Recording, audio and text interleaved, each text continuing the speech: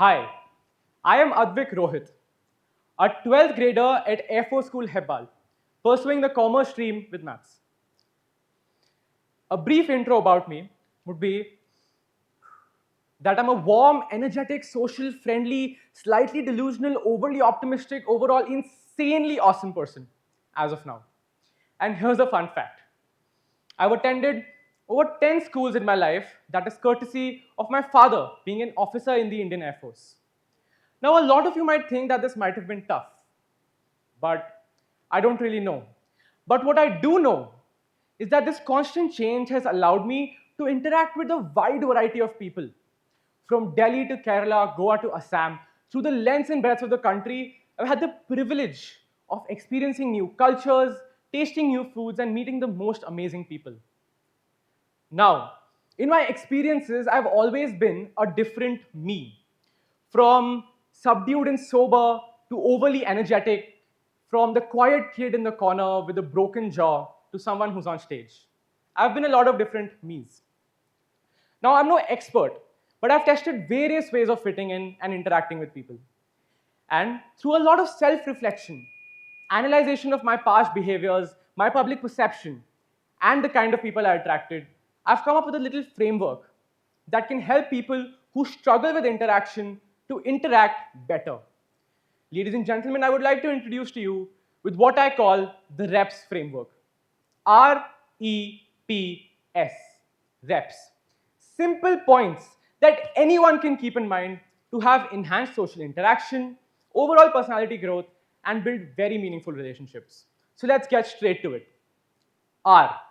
The R of the REPS framework stands for respect. Now, in my eyes, respect has three major components. The first and the most important one being respect to self.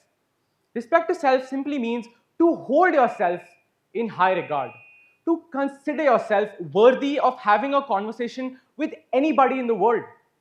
A lot of the times, we feel inferior to the person opposite to us and we tend to try too hard to impress them.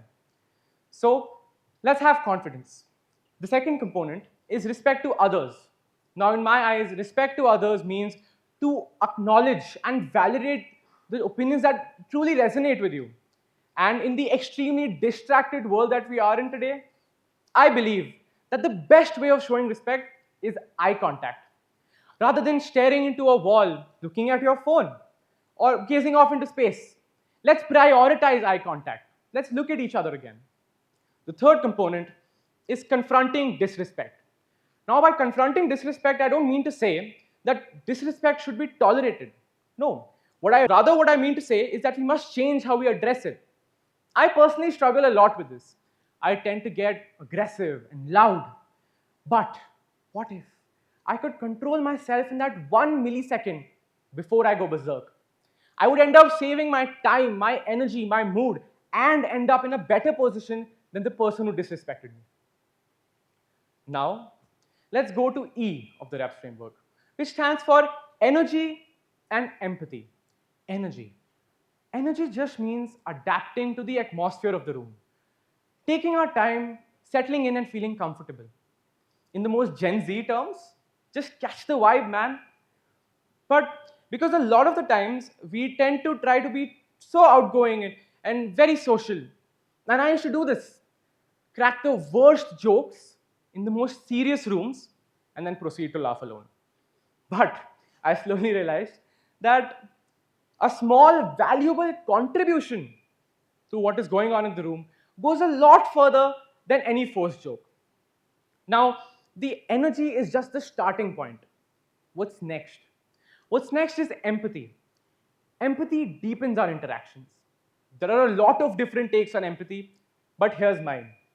In my eyes, empathy means putting yourself in another's shoe, recognizing that we all come from different backgrounds, different struggles, and that no struggle is small.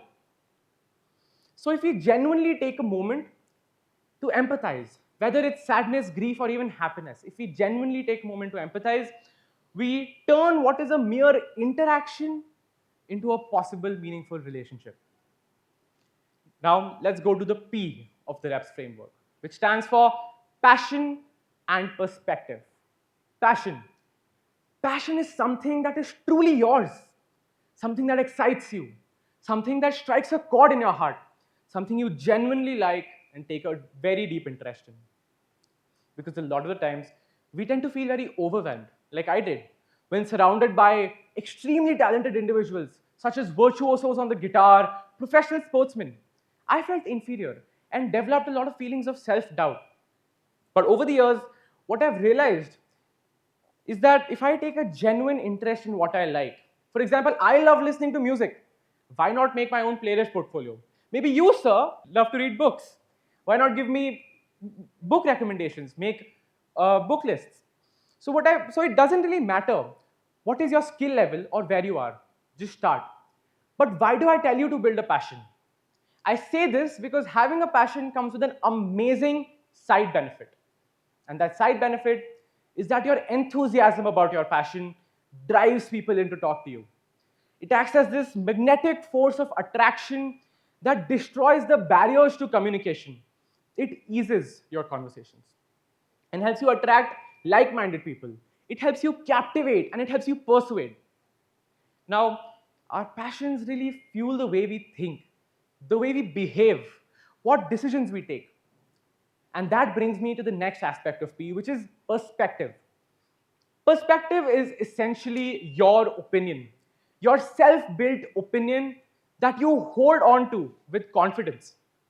A lot of the times, we tend to change our beliefs in order to fit in and be more likable. But why? Why must we be yes men? So let's hold on to that opinion with confidence. However, that said and done, let's not be stubborn about our perspectives. And I really struggle a lot with this. My parents and my teachers can definitely vouch for it. I dig my heels in over the smallest of things. Oh, and God forbid, somebody provides a logical counter argument. Then it becomes so hard to let go. But I am reminding myself on a daily basis that I must listen and respect other people's perspectives. So let's be open minded. Sometimes another perspective may challenge yours, and that's okay. There's always more to learn, and let's be more open minded. Now, those were quite some heavy points, weren't they? But the last point I have for you is the most simple, most effective, and my favorite and the most underrated as well in the reps framework, which is S. S for smile.